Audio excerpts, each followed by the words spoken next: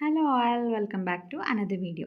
ఈ వీడియోలో పట్టు శారీస్ మీదకైనా, ఫ్యాన్సీ శారీస్ మీదకైనా ఈజీగా మిక్స్ అండ్ మ్యాచ్ చేసుకునేలా అంటే ఎలాంటి వాటి మీదకైనా సెట్ అయ్యేలా నేను బ్యాంగిల్స్ డిజైన్ చేయబోతున్నాను.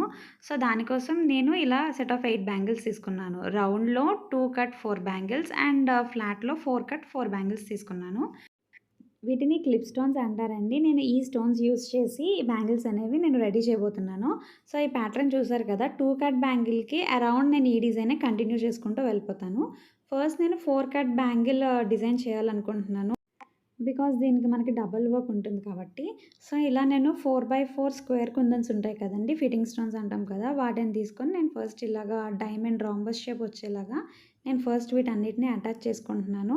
అరౌండ్ బ్యాంగిల్ మొత్తం కూడా మనం ఇలాగే డిజైన్ చేసుకుంటూ వెళ్ళాలి. I mean same sequence just ఆ స్టోన్ అలా వరుసగా అంటించుకుంటూ వెళ్ళిపోతే సరిపోతుంది. ఈ బ్యాంగిల్ వర్క్ కూడా మనకి చాలా సింపుల్‌గా, ఈజీగానే అయిపోతుందండి. పెద్దగా కష్టపడాల్సినంత అవసరం ఏమి ఉండదు. సో, ఇలా చూసారు కదా! నేను ఆల్ ఓవర్ బ్యాంగిల్ అంతా నేను అలాగా ఫిక్స్ చేసుకుంటూ వెళ్ళిపోతాను. అండ్ నెక్స్ట్ 2 కట్ బ్యాంగిల్ ఈ బ్యాంగిల్‌కి కొంచెం మనకి టైం పడుతుంది. క్లిప్ స్టోన్ ఉంది కదా! ఇది ఫస్ట్ అటాచ్ చేసుకున్న తర్వాత ఒక 2-3 మినిట్స్ అలా వదిలేయండి. సో, అది ఫిక్స్ అయిపోతుంది. నెక్స్ట్ క్లిప్ స్టోన్‌కి బోత్ సైడ్స్ కూడా ఇలా ఒక యారో మార్క్ పెట్టుకున్నట్టు గమ్ వేసుకోండి.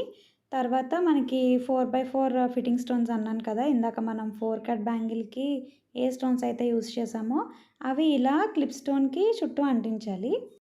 బోత్ సైడ్స్ కూడా అలాగే అంటించుకోవాలండి. నేను ఏ శారీ మీదకైనా మ్యాచ్ అయ్యేలా చేస్తున్నాను కాబట్టి నేను ఓన్లీ సిల్వర్ షేడ్ యూజ్ చేసి చేస్తున్నాను. ఇన్ కేస్ మీరు ఒకవేళ పర్టిక్యులర్ శారీ మీదకే డిజైన్ చేసుకోవాలనుకుంటే మీకు కలర్ స్టోన్స్ అవైలబుల్‌గా ఉంటాయి కదా! మ్యాట్ అయినా, గ్లాస్ అయినా ఏవైనా సరే మీరు యూజ్ చేసుకోవచ్చు. ఈవెన్ క్లిప్ స్టోన్‌లో కూడా మీకు కలర్స్ అనేవి ఉంటాయండి. అవి యూజ్ చేసుకుంటే ఇంకా ఎన్హాన్స్ అవుతాయి. బట్ నేను ఇక్కడ మిక్స్ అండ్ మ్యాచ్ చేస్తున్నాను కాబట్టి నేను ఓన్లీ ఒక కలరే యూజ్ చేస్తున్నాను. నెక్స్ట్ 4x4 మనం స్క్వేర్ కుందన్స్ ఫిక్స్ చేసాం కదా! సో, వాటికి మళ్ళీ సేమ్ అదే విధంగా ఒక యారో మార్క్ వచ్చేలాగా మనం గమ్ అప్లై చేసుకొని సేమ్ వేలో క్లిప్ స్టోన్స్‌ని కూడా అటాచ్ చేసుకుంటాము. సో, ఇక్కడ క్లిప్ స్టోన్స్‌ని మనం ఫిక్స్ చేసేటప్పుడు కొంచెం డిఫికల్ట్ అవుతుంది. సో, ఫస్ట్ మధ్యలో ఫిక్స్ చేసుకున్న తర్వాత ఎండ్స్‌కి క్లిప్ స్టోన్స్ పెట్టేసుకొని వాటి మధ్యలో మళ్ళీ ఇలా ఇంకొకటి ఇన్సర్ట్ చేసుకోండి. ఇలా వేసుకుంటే మీకు కొంచెం ఈజీ అవుతుంది. బోత్ సైడ్స్ మీరు సేమ్ వేలో ఫిక్స్ చేసుకున్న తర్వాత ఇలా ఒక ఎక్స్ మార్క్ అనేది వేసుకోండి 2 సైడ్స్. సో, అక్కడ మీరు ఐ షేప్ కుందన్స్ ఉంటాయి కదా! అవి ఇక్కడ ఫిక్స్ చేసుకోండి. ఇక్కడ ఓన్లీ ఐ షేప్ అనే కాదండి. మనకి డైమండ్‌లో కూడా ఫిట్టింగ్ స్టోన్ ఉంటుంది కదా! అది కూడా మనం ఇక్కడ యూజ్ చేసుకోవచ్చు. ఏదైనా మనకి సిమిలర్ లుక్ ఉంటుంది. సో, ఏ స్టోన్ యూజ్ చేసుకున్నా పెద్ద డిఫరెన్స్ ఏం కనిపించదు.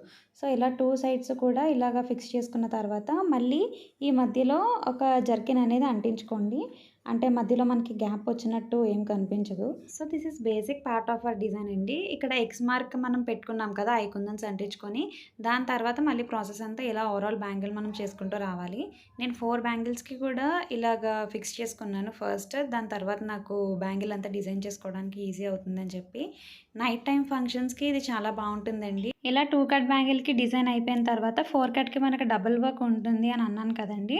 సో, అదేంటంటే ఇలా మనం 4x4 స్క్వేర్ కుందన్స్ అంటించుకున్న తర్వాత ఇవి కంప్లీట్‌గా డ్రై అయిపోయిన తర్వాత వీటి మధ్యలో ఎక్కడైతే గ్యాప్ వచ్చిందో అక్కడ మనం ఇవి 3x3 స్క్వేర్ కుందన్స్ అంటాం అనమాట.